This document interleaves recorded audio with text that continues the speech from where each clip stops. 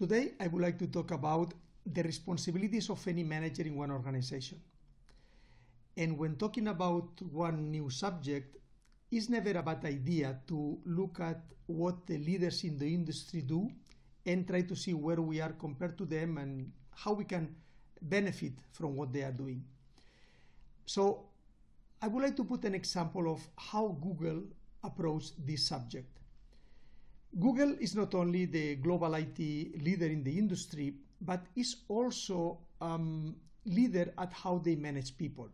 So it's not a coincidence that Google has been voted as the #1 company, preferred company to work in the world for several years.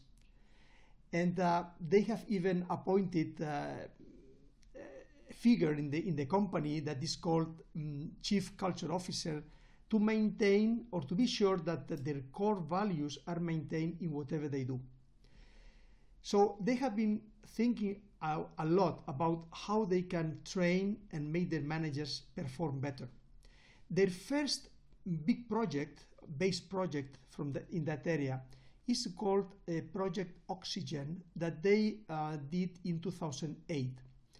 In that project, they they analyzed thousands of managers globally at Google, and they tried to identify which were those behaviors that made those people successful as managers in the organization. So they came up with a list of 8 behaviors, and on the subsequent years, their focus was on training all the managers in the company to become better at those 8 behaviors.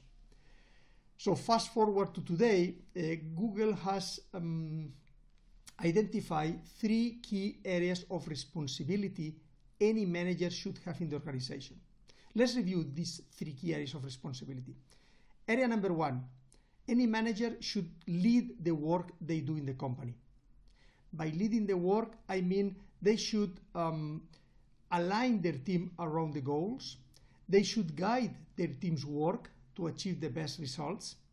And they should drive those actions that are needed to achieve the results that they need to achieve. So this is what is meant by they have to lead the work they do. The second responsibility of any manager is related to developing people. Any manager should prepare their team for success.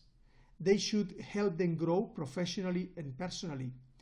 And they should be prepared to take those wise decisions to attract and retain talents in the organization. And the third area of responsibility is related to building a community. They have to create that sense of belonging in the organization, creating the environment where the people naturally would gravitate towards because it's an environment where they can develop themselves. They have to encourage people for well-being practices, and they have to be a role model on following those practices. So these are the 3 areas of responsibility: leading their work, developing people, and building a community. So compared to that, where do you think your organization is? Where do you think your managers are spending their time and energy in those areas of responsibility? If you ask, most of the organizations say, yes, all of our managers are involved in those areas. But more than being involved, they just pay a lip service to those concepts.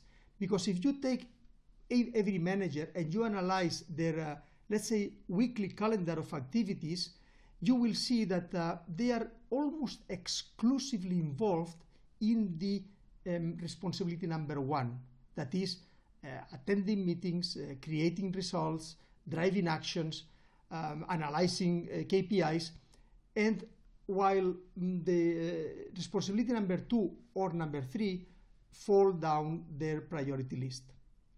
So the important thing is how you can, as a leader in your organization, help your managers to balance better their time, to make them focusing more on other areas that will eventually be much more impactful for the organization than just focusing almost exclusively in one of them.